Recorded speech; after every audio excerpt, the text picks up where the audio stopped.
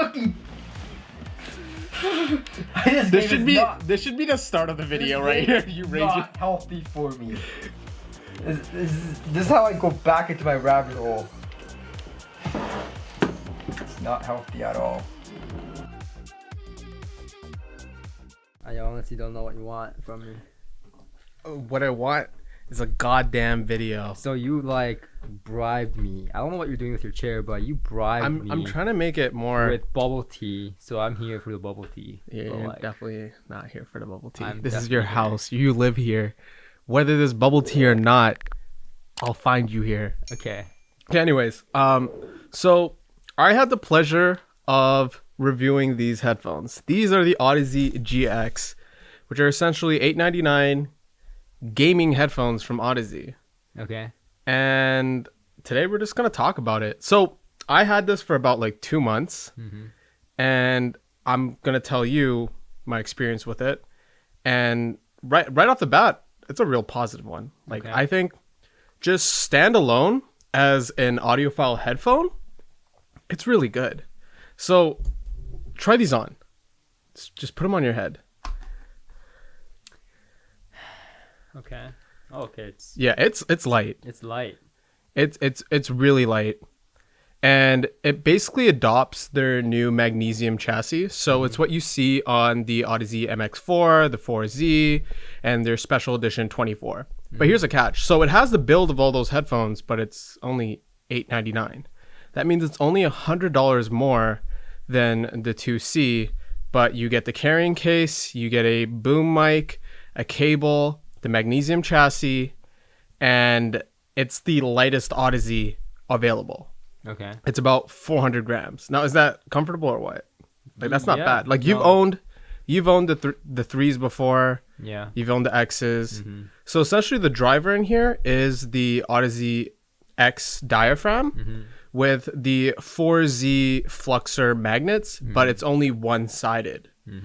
And that's why the weight is so low. Okay, so you just tried on the headphones. Are they comfortable? Yep. So you've owned the threes, you've owned the twos, you've owned what? The X's as well? I've owned all the Odysseys. Okay, you've owned all the Odysseys. Here we go, Odyssey fanboy. No, like I've just owned a lot of like Odysseys. Yeah, but I was like the first one in the scene, right? To like literally bitch about the weight because it was like heavy as hell. Yeah, it is. And before you go on, Yeah. just trying this on right now.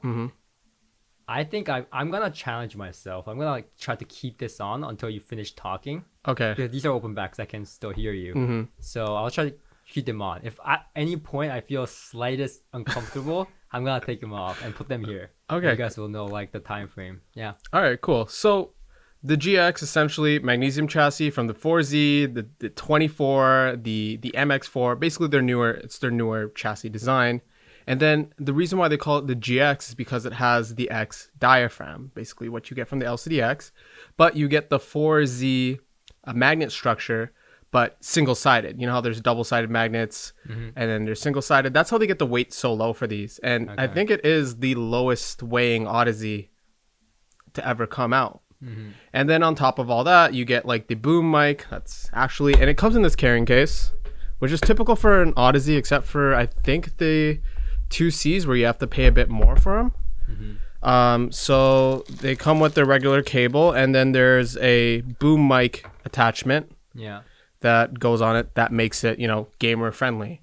Okay. And so just caused an earthquake. Yeah, that probably caused an earthquake. I mean, it is a pretty heavy case. It is. It's heavy duty. It's heavy duty case. I mean, there's like a Pelican case type, so apparently you can run your car across it. I wouldn't try it. I mean, I do it with your CRV, no problem. Nah. But we should do a test one day with your case, not mine. Okay, of course. Well, this is a review sample, but spoiler alert, like this, I like this headphone so much, I'm gonna buy it. I'm probably buying one too. I'm putting my money where my mouth is. Is that the term? Money where your mouth is, or mouth where your money? Yeah, no, money where your mouth is. Because I like these headphones quite a bit, and the thing is, like, it has the boom mic and everything. And when you think of a normal gaming headphone, you think of like, those surround sound headphones with the boom mic and everything. Well, Odyssey's version of this is having a really good headphone that can essentially pick up all the details and give you that advantage for gaming. Yeah. So a really good headphone that people associate with hi-fi and gaming is Sennheiser HD800 S's or the 800s, and that's because they have such a wide soundstage. Now, this headphone, tuning wise, it's actually very linear. Like there's no like emphasis in the treble or the bass. It's just very linear, but it has a significantly wider soundstage than what I remember from any Odyssey in particular. And I think that has to do with the single magnet array, how they tuned it and everything. So I understand why Odyssey made this a gaming headphone. And typically what I normally use in my setup is my Abyss Dianas. And I have a dedicated, Rode mic. I'm a bit nutsy. So I have a Rode mic with a boom arm, and that's what I use for gaming. And using these instead of my Diana and the mic, it made me feel a bit stupid. The reason being is that I realized that the setup that I have right now, it's diminishing returns, hardcore. I feel like I jumped the gun. I went really high end with the Dianas, but there's a gem being the GX right here. I think the G and GX should be the gem. Gem X. Yeah, the Gem X, because X. This not only sounds really good as a high fidelity headphone, but it works really well for the soundstage, the imaging, for gaming. But the boom mic in general is passable. And the wire that they include, being a dual 3.5, so one for audio signal and one for the mic, the typical user might plug these into the front of their computers. And that's a big flaw for me, because you want to avoid that altogether, because those two front IO ports picks up a lot of noise from your computer. If you don't have an amp DAC, you're going to want to at least plug it into the back, because that's where at least there's some shielding within the motherboard in there. And you're not picking up all the other wires and crosstalk and whatnot or you can get the Burson. Yeah, you can get the Burson Fun. Is it Virtually Fun? all Bursons that I've tried so far has a microphone jack that you can plug in. That's why I said it's a smart design for gaming. Yeah. Now, we're not a gaming channel yet. Well, I don't think we will ever be a gaming channel, but that's why I said Bursons are good for it. And gaming's part of our lifestyle. I play a lot of Overwatch competitively, and I play Warzone. We used to play Warzone quite a bit until your account got banned. But so I do a lot of gaming, and when I choose a headphone particularly, I actually look at if it's good at gaming. Yeah. I can't use a headphone that doesn't have a wide sound stage, and it's actually what got me into open back headphones, because open back headphones just generally have just a lot more details and little nuances that you can pick up on, which give you the advantage in gaming. For some people, they might consider it wall hacks, and that's the common thing with the Sennheiser HD800s, where you'd be listening to those, and when you're using them in game, when you're gaming, you get all that atmospheric sound. That's how I got banned. Oh, please. Please. But yeah, it's almost the equivalent of wall hacks. So the GX, right off the bat, the bass is very linear. It goes down very low. The mid-range is slightly forward, just a bit, kind of similar to the X, but it has a much larger soundstage. I need to emphasize that. I understand that because of that soundstage, they're able to market this as a gaming headphone because of that soundstage and because of that resolution. It does really well on top of the comfort and just the overall weight. So I think Odyssey nailed it as a headphone in general, but branding it as a gaming headphone, I feel kind of kills half the audience. Because think about it, people who get into hi-fi aren't necessarily gamers, but they seek, a good, comfortable headphone with really good sound. Yeah. Generally. And this is a headphone that I could easily daily use and have no real issues with. It's exceptional performance, but it's red. And it has the gaming label attached. I have no problems with red.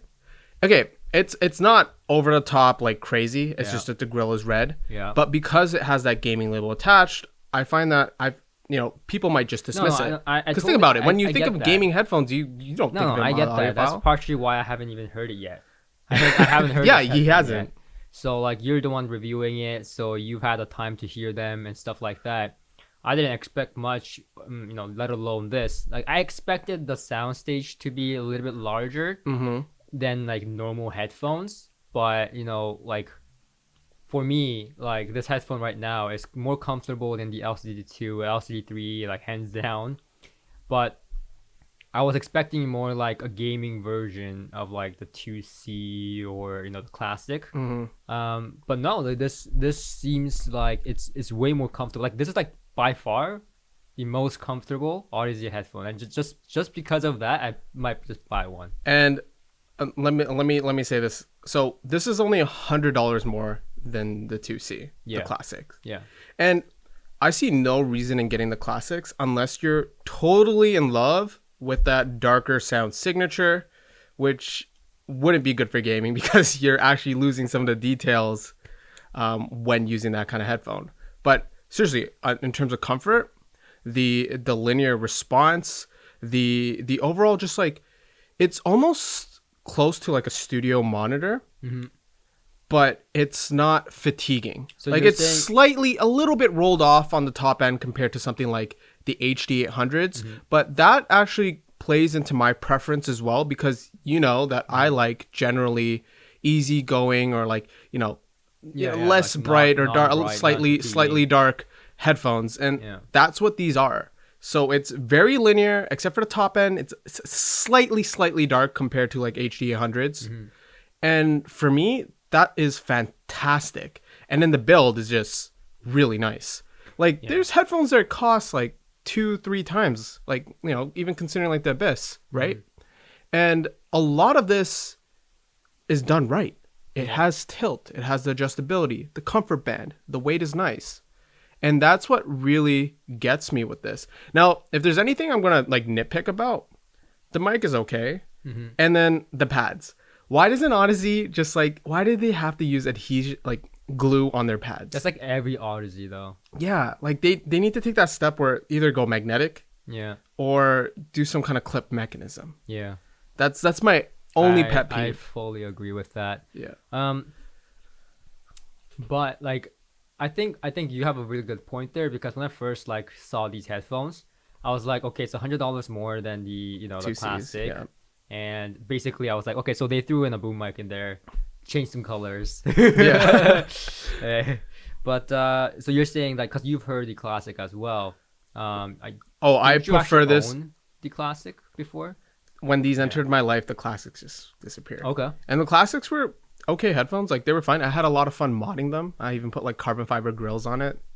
I had my fun with it.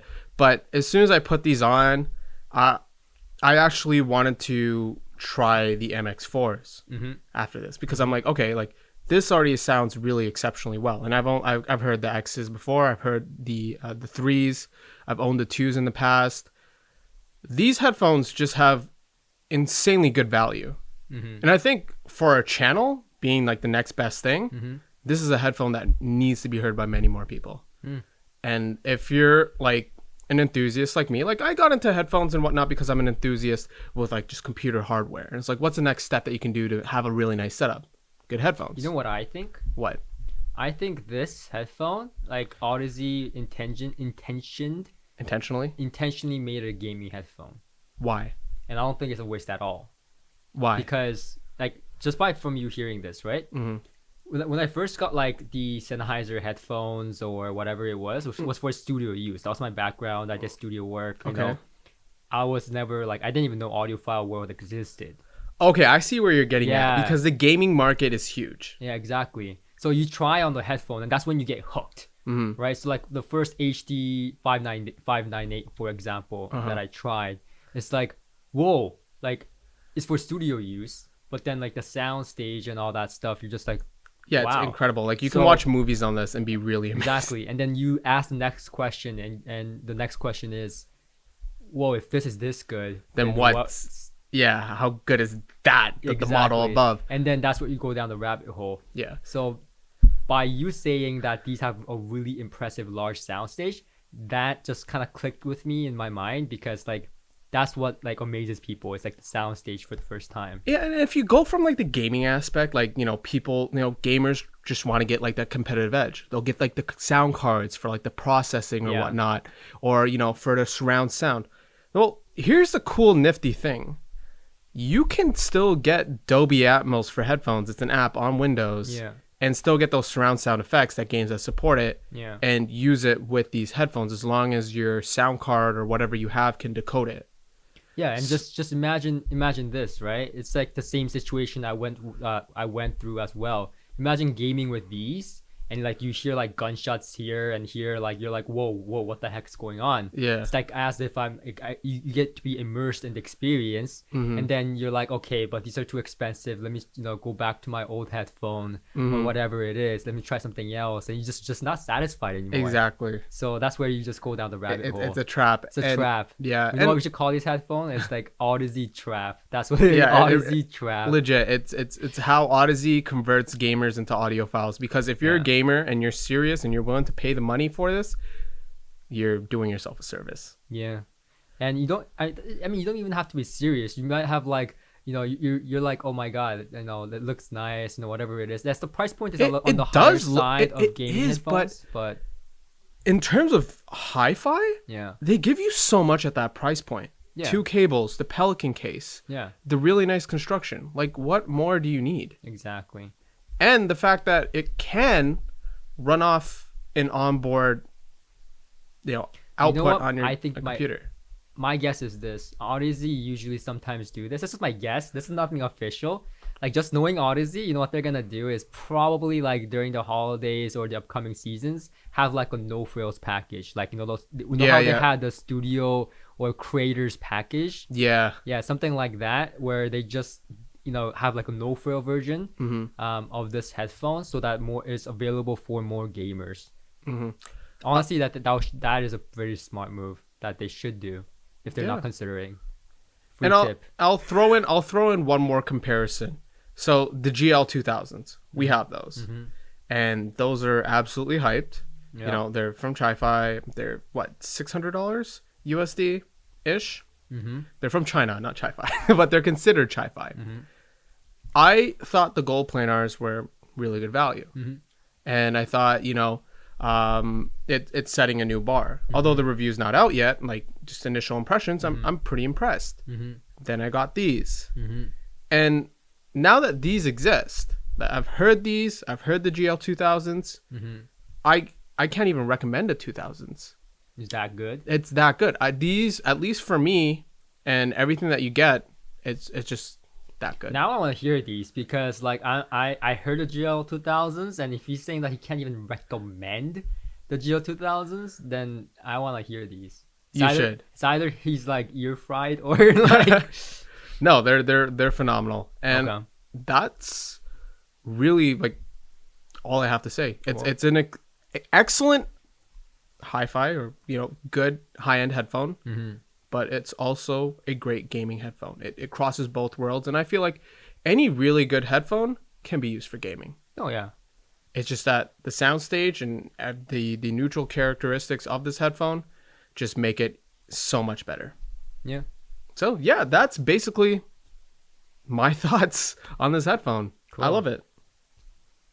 I'm gonna be buying these. Period. Great. Yeah. You go ahead and do that. I'm gonna do that. Just message Richard. I'm gonna. Okay. 100%. Yeah.